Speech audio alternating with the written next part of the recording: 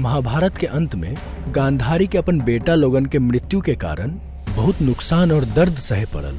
उ मानत रहलन कि श्री कृष्ण अपन दिव्य शक्ति से इ युद्ध के रोक सकत रहलन, लेकिन उ ऐसा ना कैलन। यही खातिर उ भगवान कृष्ण के श्राप देलन कि आवे वाला 36 साल के बाद उनके और उनके यदुवंश के एक दूसरे के मारे के बाद विनाश के सामना करे के हुई और उनकर द्वारिका नगरी समुद्र में डूब जाई। समय बीतत गईल और 36 साल के बाद उनकर श्राप लगे लगल, काहे कि यदुवंशी के बीच विवाद पैदा होए लगल। उ एक दूसरे के मारे शुरू कर देलन और यही से द्वारिका के विनाश हो गल और द्वारिका समुद्र में डूब गई।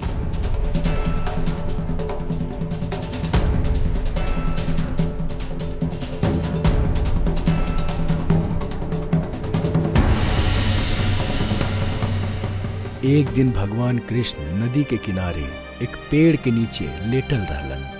वही समय जरा नामक एगो शिकारी जंगल में आईल और भगवान कृष्ण के लाल चमकत पैर के तलवा के हिरण समझ के एगो घातक बाण चला दिलन।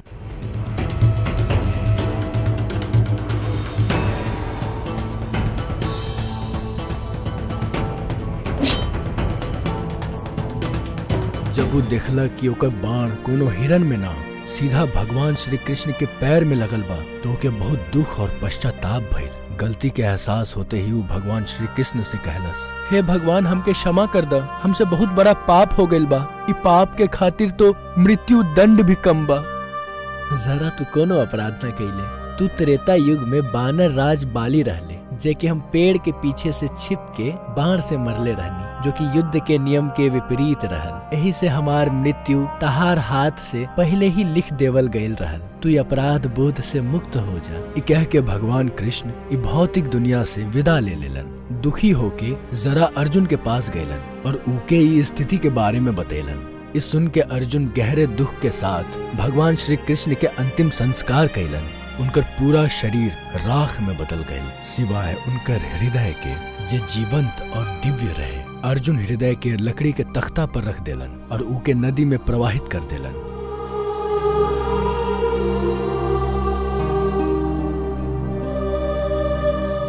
हृदय नदी में बहत रहल। बहुत समय बाद उड़ीसा के महानदी तट पर पहुंच गए। वहाँ सबर नामक एगो आदिवासी समुदाय रहल। विश्वाबासु आदिवासी समुदाय के प्रमुख रहल। उ भगवान कृष्ण के हृदय के पैलस, जिम्मन से दिव्य रोशनी निकलत रहे। विश्वाबासु एकर दिव्यता के समझ गई और एगो गुप्त गुफा में नील माधव के मूर्ति के रूप में इनकर पूजा करत रहल। आदिवासी समुदाय के अलावा केहू के एकर बारे में जानकारी नहीं रहल। उस समय अवंती में इंद्रद्युम्न नाम के एगो राजा रहल।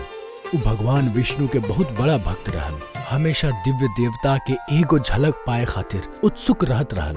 एक दिन एगो भटकत ऋषि उनकर महल में आयल और राजा से कहलस, राजन, उड़ीसा में भगवान विष्णु के पूजा नील माधव भव्य के रूप में कैल जाला, ताकि उड़ीसा के अंदर इ पवित्र स्थान के सटीक स्थान जरूर खोजे चाहिए। राजा इंद्रद्युम्न बहुत प्रसन्न भइलन। उ तुरंत ब्राह्मण पुजारी विद्यापति के उड़ीसा जाए के नील माधव के खोज करे के आज्ञा देलन। राजा के आज्ञा के पालन करे के खातिर उ उड़ीसा के लिए निकल गयलन। एगो लंबा और कठिन रास्ता तय करे के बाद उ उड़ीसा पहुंच गयलन। वहां पहुंच के गुप्त स्रोतों से पता चलल उनके कि सबरों के नेता एगो छुपल हुआ गुफा के अंदर नील माधव के पूजा करेलन। विद्यापति सबरन द्वीप में महानदी के तट पर जंगल में पहुंचलन। सबरन राजा विश्वाबासु विद्यापति के अगुवाई कैलन। विद्यापति विश्वाबासु से कहलन, महाशय, हमके पूजा के स्थान दिखावा, बहुत विश्वास के साथ आयल बानी हमके माफ करा, हम तोके उस स्थान पर ना ले जा सकेली। अब हम का करी?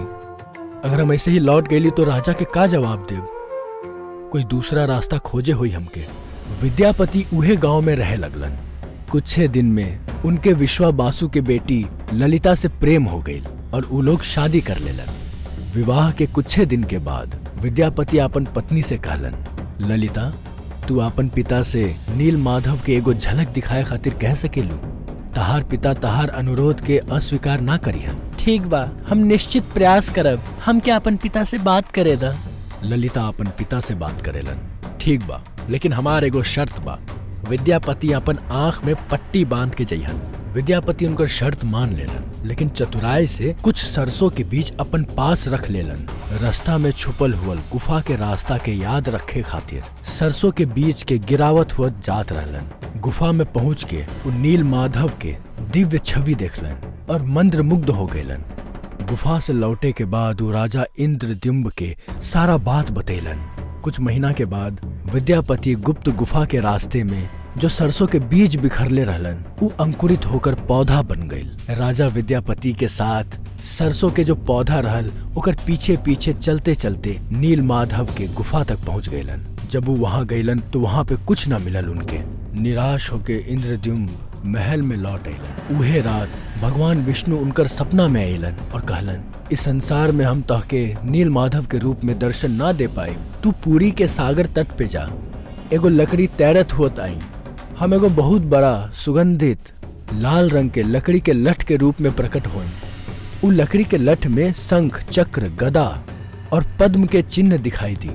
उ लठ के बाहर लावा और उसे 3 गो मूर्ति बनावा, तब तू हमार आराधना कर सकेला। राजा इंद्रद्युम्न इस संदेश के पालन कैलन और पुरी के समुद्र तट पर पहुंच गईलन, जहां उनके सच में एगो तैरत हुआ लकड़ी के लठ मिलल। लेकिन राजा के सेवक के अनगिनत प्रयास के बावजूद केहू लकड़ी के लठ के ना उठा सकत रहे। आखिरकार आदिवासी नेता बिस्वा बासु के मदद से उ लकड़ी के लठ के महल में लायल गई। लेकिन कौनो कुशल कारीगर उ लकड़ी से नील माधव की मूर्ति ना बना सकत रहे। हे राजा, इ लकड़ी इतना मजबूत बा, ए पर हमार कोनो हथौड़ा, छेनी इ सब के कोनो असर न पड़ता। हमें माफ करा, इ काम हम लोग ना कर सकेली। जब इ कार्य असंभव होए लगल तो भगवान विष्णु फिर से इंद्रद्युम्न के स्वप्न में प्रकट भइलन और कहलन, राजा, देवता लोगन के दिव्य शिल्पी विश्वकर्मा के आराधना कर, उ इ कार्य के अवश्य पूरा करियन।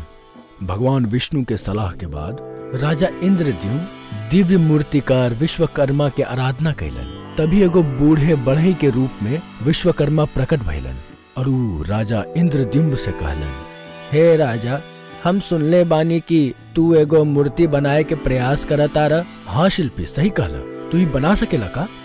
हम इ लकड़ी के लट्ठे से मूर्ति जरूर तैयार कर दे, लेकिन हमार कुछ शर्त बा। हाँ शिल्पी, बतावा का शर्त बा? हम 21 दिन में एगो बंद कमरा में भगवान विष्णु के मूर्ति बनायब और ये काम के दौरान हमके अकेला रहे के बा। अगर 21 दिन से पहले केहू दरवाजा खोल देलस तो हम मूर्ति के उहे अवस्था में अधूरा छोड़ के चल जाए। तू ये शर्त माने के तैयार बारा? हाँ, इस शर्त हमके मंजूर बा। कृपया इ काम के आगे बढ़ावा। विश्वकर्मा उ दरवाजा बंद कर देलन और काम चालू कर देलन। वहाँ के लोग के कमरा से खाली आरी, छेनी और हथौड़ा जैसन औजार के ही आवाज सुनाई देते रहे। 15 दिन के बाद जब कोनो आवाज न सुनाई देते रहे तो रानी कुंडीचा चिंतित हो गई और राजा इंद्रद्युम्न से कहलन, महाराज, हम कमरा से कोनो आवाज न सुनले बानी। शायद बूढ़ा बढ़ई भूख से मर गईल बा।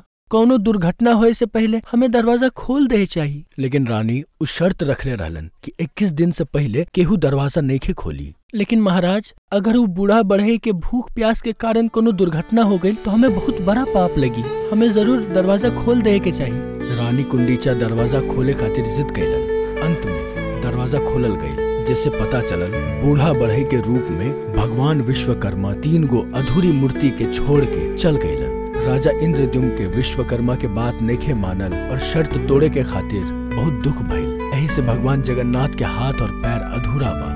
राजा इंद्रद्युम्न जब वो आधा निर्माण मूर्ति के समीप जायलन तो वो हृदय के धड़के के आवाज सुनेलन, जिससे वो समझ जायलन कि मूर्ति में श्री कृष्ण के हृदय विराजमान बा। राजा इंद्रद्युम्न इ मूर्ति के स्थापित कैलन, जेके आज भगवान जगन्नाथ, भगवान बलराम और देवी सुभद्रा के नाम से जगन्नाथ धाम पुरी में पूजा करेलन और भगवान जगन्नाथ के दुनिया में एकमात्र जीवित भगवान के रूप में कहल जाला, जे अपन भक्त के सुनेलन, समझेलन और उनकर इच्छा के पूरा करेलन। जय जगन्नाथ।